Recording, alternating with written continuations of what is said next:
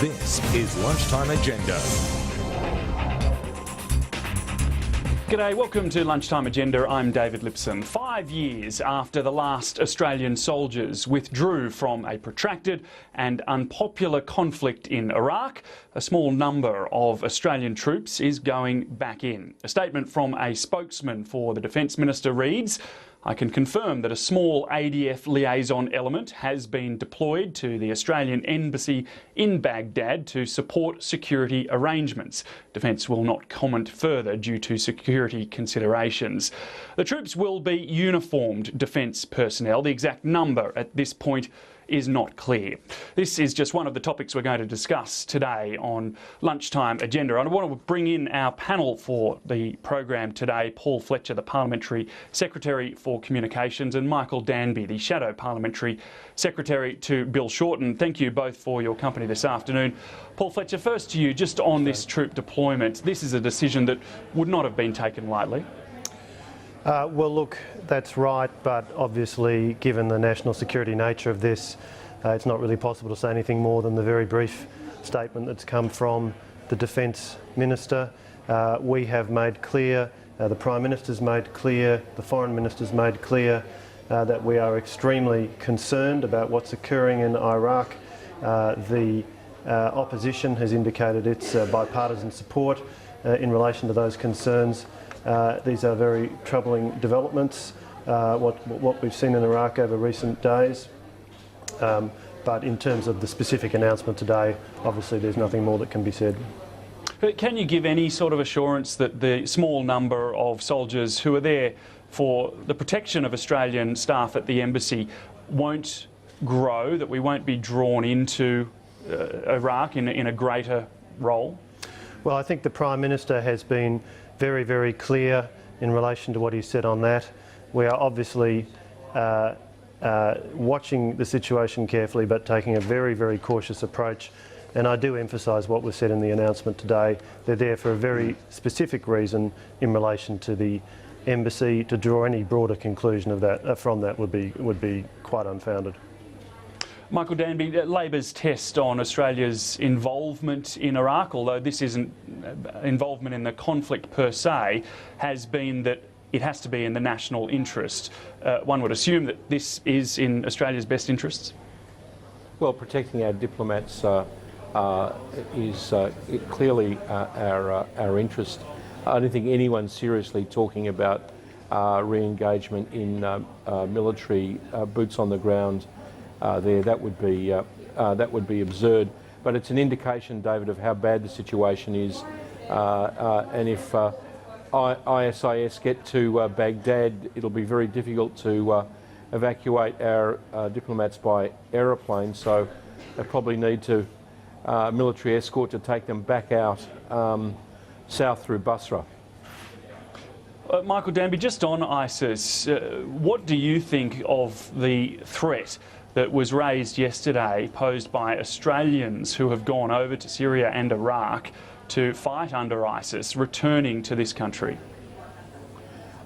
I think the Director General of ASIO more than a year ago started to identify this problem of dual passport holders who are fighting with the ultra jihadis in Syria and now in Iraq as the biggest security problem for this country. I think that's not just a problem for Australia, it's a problem for the United States and for Britain and Germany. Prime Minister Cameron in the United Kingdom just said that these people are intending to attack the United Kingdom.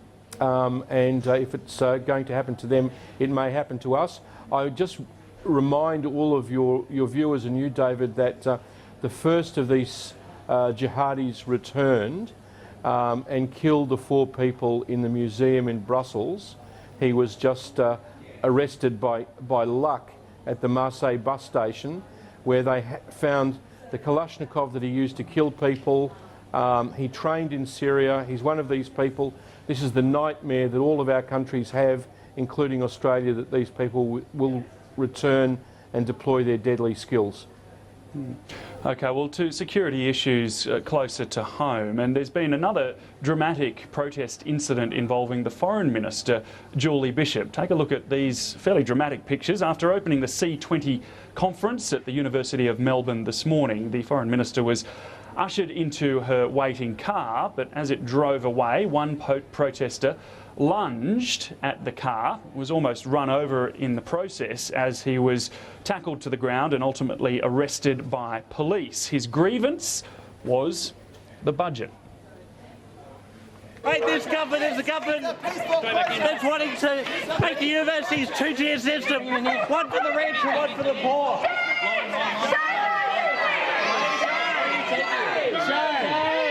Shame!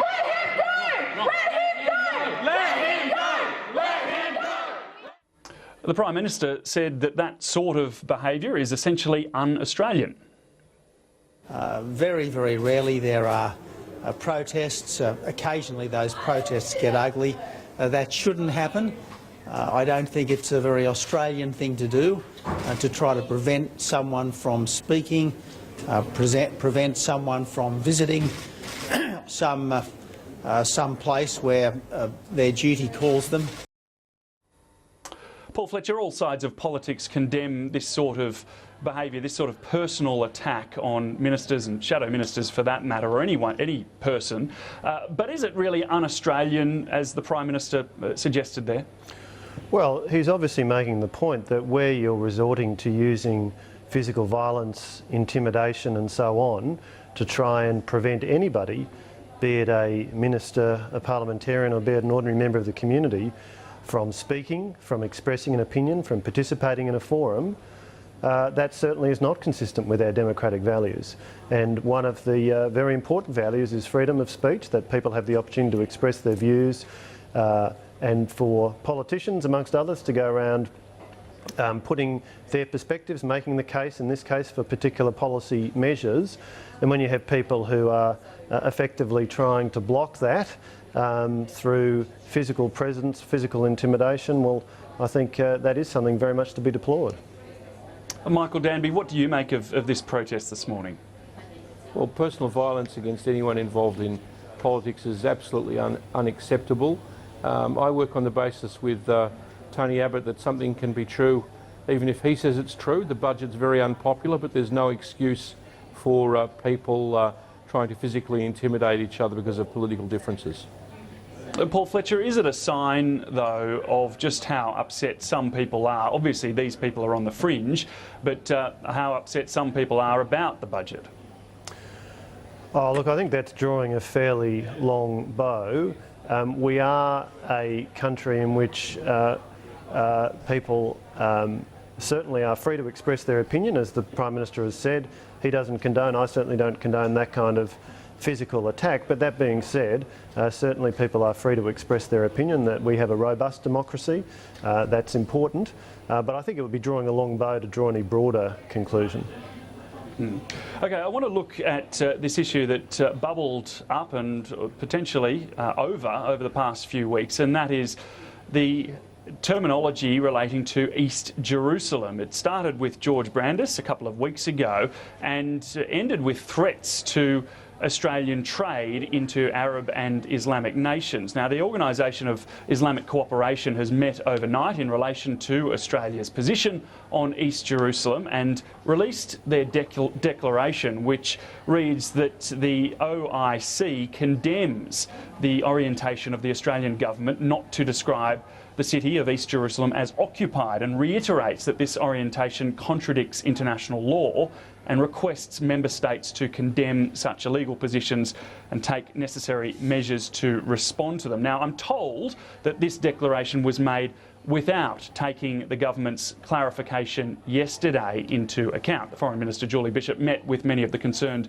ambassadors here at Parliament House yesterday and largely allayed their concerns. Paul Fletcher, was all of this worth it? Was all of it worth changing the language for? Well, the key point to make is that there hasn't been any change in the government's position. The Australian government has long supported a two-state solution under which the Israeli and Palestinian people can live together peacefully. and that continues to be the government's position. Julie Bishop, as the Foreign Minister, has made it clear that there's been no change in the government's policy position. Do you concede, though, that there was a change of language? Well, there's been a bit of intense back and forth about terminology. The Foreign Minister has made the point, she's been on radio this morning, making the point that the geographical description of the area we're talking about is East Jerusalem. There's been an attempt to, I guess, argue that there's some broader consequence from a particular set of words that the Attorney General used during estimates. The Foreign Minister has made the point on radio this morning that you need to see that in the context of the question that was being asked by him by the Greens, which sought to use the phrase occupied East Jerusalem as a geographical descriptor. The Foreign Minister's made the point the geographical descriptor that the Australian government uses is East Jerusalem. She's also made the more fundamental point there has been no change in the Australian government's policy. Michael Danby, what's, first of all, Labor's position on what's happened here? Well, I think we're a bit taken aback by what appeared to be a change in terminology, but I agree with Paul. We all agree with a two-state solution. That's the big picture as far as all of us are concerned.